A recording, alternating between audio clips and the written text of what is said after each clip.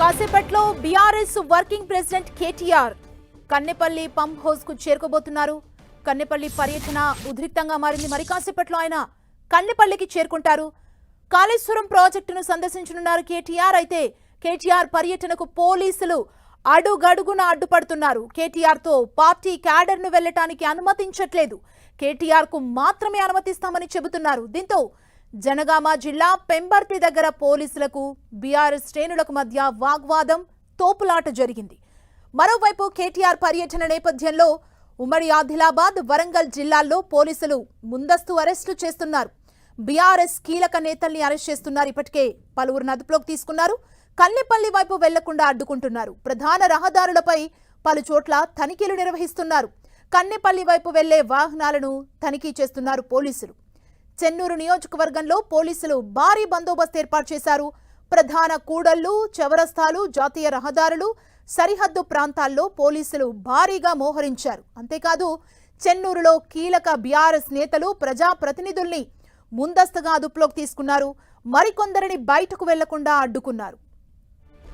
మరోవైపు జయశంకర్ భూపాలపల్లి జిల్లాలోనూ పోలీసులు తనిఖీలు నిర్వహిస్తున్నారు. కాటారం మండలంలోని బొప్పారం క్రాస్ దగ్గర వాహన తనిఖీలు చేపట్టారు. మరింత సమాచారం మా ప్రతినిధి కరుణాకర్ అందిస్తారు. కరుణాకర్,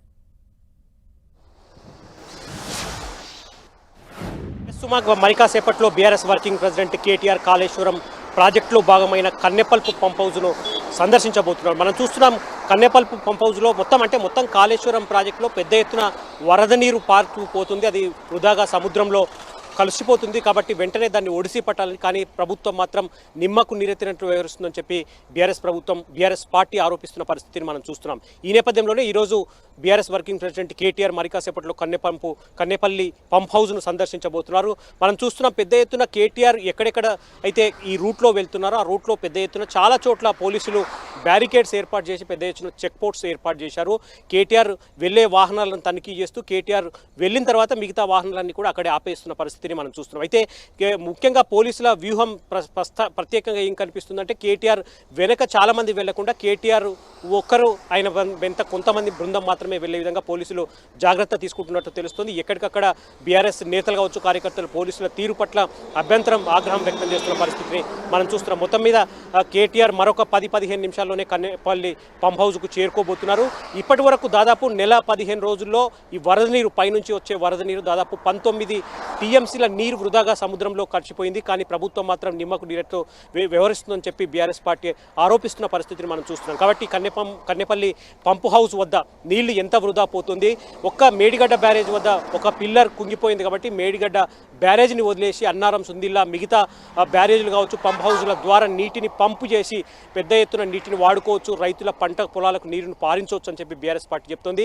అదే విషయాన్ని ఈరోజు కేటీఆర్ కన్నెపల్లి పంప్ హౌస్ దగ్గర వెళ్ళి నీళ్ళు ఎంత వృధా పోతుంది, ఎంత నీరు ఇప్పటి వరకు సముద్రం కలిసింది, ఇక ముందు ఎగువ నుంచి కూడా పెద్ద ఎత్తున 45,000కు పైగా క్యూసెక్కుల నీరు ఇంకా కన్నెపల్లి పంప్ హౌస్ నుంచి కిందికి వస్తుంది. కాబట్టి ఆ నీటిని అంతా ఒడిసి పట్టాలి. కానీ ప్రభుత్వం మాత్రం ఏమాత్రం పట్టించుకోవట్లేదని చెప్పి బీఆర్ఎస్ పార్టీ ఆరోపిస్తుంది. కేటీఆర్ ఇదే అంశాన్ని నిరూపించేందుకే ఈరోజు కన్నెపల్లి పంప్ హౌస్కు మరి కాసేపట్లో చేరుకోబోతున్నారు. కానీ ప్రభుత్వ వాదన మాత్రం మరో విధంగా ఉంది. ప్రస్తుతం మేడిగడ్డ బ్యారేజ్ కుంగిపోయింది. దాంతోపాటు అన్నారం, సుందిల్లా బ్యారేజ్ భద్రతపై కావచ్చు, బ్యారేజ్ల పటిష్టతపై కావచ్చు ఇప్పటికే ఎన్డీఎస్ఏ కావచ్చు లేకపోతే సిడబ్ల్యూసీ ఇప్పటికే నివేదికలు సమర్పించింది. తదుపరి కార్యాచరణ వాళ్ళు అడ్వైజరీ వెలువచ్చే వరకు అక్కడ నీళ్లు నిలుపరాదని చెప్పి సిడబ్ల్యూసీ ఎన్డీఎస్ఏ చెప్పింది. కాబట్టి మేము నీళ్లు అక్కడ ఆపడం లేదు, అందుకే వదిలిస్తున్నామని చెప్పి మంత్రి ఉత్తమ్ కుమార్ రెడ్డి చెప్పిన పరిస్థితిని మనం చూస్తున్నాం. సుమా, అంటే ఎంతసేపట్లో కన్నెపల్లి పంప్ హౌస్ కు చేరుకునే అవకాశం ఉంది? కేటీఆర్ ప్రెసెంట్ ఏ రూట్ లో ట్రావెల్ చేస్తున్నారు?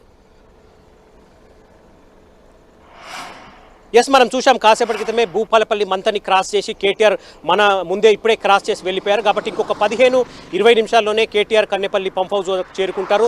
అక్కడ కూడా పెద్ద ఎత్తున పోలీసులు బ్యారికేడ్లు ఏర్పాటు చేసి మిగతా ఎవరిని కూడా కన్నెపల్లి పంప్ హౌస్ పైకి పంపకుండా అడ్డుకుంటున్న పరిస్థితిని మనం చూస్తున్నాం. మనకున్న సమాచారం మేరకు పోలీసులు కేటీఆర్తో పాటు ఎమ్మెల్యేలు ఎవరైతే వస్తున్నారో ఒక 5-10 మంది ఎమ్మెల్యేలు ముఖ్యమైన నేతలను మాత్రమే కన్నెపల్లి పంప్ హౌస్ వద్దకు పంపే అవకాశం కనిపిస్తుంది. కాబట్టి కేటీఆర్ ఆయన బృందం వెళ్ళి కన్నెపల్లి పంప్ హౌస్ దగ్గర ఎంత మేర ఎగువ నుంచి నీరు కిందికి వెళ్తుంది, ఇప్పటి వరకు దాదాపు 19 టీఎంసీల నీరు వృధాగా పోయిందని చెప్తున్న కేటీఆర్ ఈ నీటిని ఇప్పటికైనా ప్రభుత్వం కళ్ళు తెరిచి ఒడిసి పట్టుకొని రైతులకు పంపు చేసి ఆ నీళ్ళని కూడా పంట పొలాలకు మళ్లించాలని చెప్పి కేటీఆర్ మరోసారి ప్రభుత్వాన్ని డిమాండ్ చేసే అవకాశం కనిపిస్తోంది. సుమ, ఓకే, అంటే బీఆర్ఎస్ శ్రేణుల్ని అడ్డుకున్నారు కదా, ఇప్పుడు ఎంతమంది వెళ్తున్నారు కన్నెపల్లి పంప్ హౌస్ కి కేటీఆర్ తో పాటు? పలువురు ఎమ్మెల్యేలు కూడా ఇప్పటి వరకు, కౌశిక్ రెడ్డి వీళ్ళందరూ కూడా ఉన్నారు కదా, వాళ్ళందరిని అలో చేశారా? ఎంతమంది ట్రావెల్ చేస్తున్నారు ప్రెసెంట్? అంటే మనం చూస్తున్నాం ఉదయం కేటీఆర్ ఎప్పుడైతే నివాసం నుంచి బయలుదేరారో అప్పుడు కేటీఆర్ ఎంబడే చాలామంది ఎమ్మెల్యేలు కావచ్చు, మాజీ మంత్రులు కావచ్చు, మాజీ ఎమ్మెల్యేలు కావచ్చు, లేకపోతే బీఆర్ఎస్ పార్టీ ముఖ్య నేతలు కావచ్చు, కొంతమంది వద్దిరాజు రవిచంద్ర లాంటి ఎంపీలు కూడా ఆయన వెంట ఉన్నారు. మాజీ మంత్రి జగదీష్ రెడ్డి లాంటి వాళ్ళు కూడా ఉన్నారు. ముఖ్యమైన నేతలంతా కూడా ముఖ్యంగా కేటీఆర్ ఎంబడి ఒక 50 నుంచి 60 మందికి పైగా ముఖ్యమైన నేతలు ఉన్నారు. ఇక కార్యకర్తలు, వారి అనుచరులు చూస్తే పెద్ద ఎత్తున దాదాపు 60-70 వాహనాల కాన్వాయ్తో కేటీఆర్ కన్నెపల్లి పంప్ హౌస్ దగ్గరికి వెళ్తున్న పరిస్థితిని మనం చూస్తున్నాం. అయితే పోలీసులు మాత్రం మొత్తం అంతమందిని కన్నెపల్లి పంప్ హౌస్ దగ్గరికి పంపించే ప్రసక్తే లేదని చెప్తున్న పరిస్థితిని మనం చూస్తున్నాం. ఎందుకంటే కన్నెపల్లి పంప్ హౌస్ దగ్గర పెద్ద ఎత్తున బ్యారికేడ్లను ఏర్పాటు చేశారు, చెక్ పోస్ట్ ఏర్పాటు చేశారు. ఇప్పటికీ అక్కడ మీడియాను కూడా అలౌ చేయని పరిస్థితిని మనం చూస్తున్నాం. కాబట్టి కేటీఆర్తో పాటు కొంతమందిని మాత్రమే, ముఖ్యమైన నేతలు ఒక 10-15 మందిని మాత్రమే కన్నెపల్లి పంప్ హౌస్కు అలౌ చేసే అవకాశం కనిపిస్తుంది. కాబట్టి కేటీఆర్ అయిన టీం ఒక 10-15 మంది కన్నెపల్లి పంప్ హౌస్ దగ్గరికి వెళ్ళి అక్కడ తాజా పరిస్థితి ఏంటి, ఎగువ నుంచి గోదావరి ద్వారా ఎంత నీరు కన్నెపల్లి పంప్ హౌస్ను క్రాస్ చేస్తూ వృధాగా కిందికి వెళ్ళిపోతుంది అన్న అంశాలన్నింటినీ కూడా ఆయన పరిశీలించి మరొకసారి స్పష్టమైన సందేశం, స్వచ్ఛమైన సూచన ప్రభుత్వానికి ఇచ్చే అవకాశం కనిపిస్తుంది. ఇప్పటికైనా కన్నెపల్లి పంప్ హౌజులు ఆన్ చేసి ఆ నీటినంతా కూడా పైకి ఎత్తిపోసి రైతులకు, పంట పొలాలకు నీరిచ్చి నివ్వాలని చెప్పి కేటీఆర్ డిమాండ్ చేసే అవకాశం కనిపిస్తుంది. Thank you Karunakar.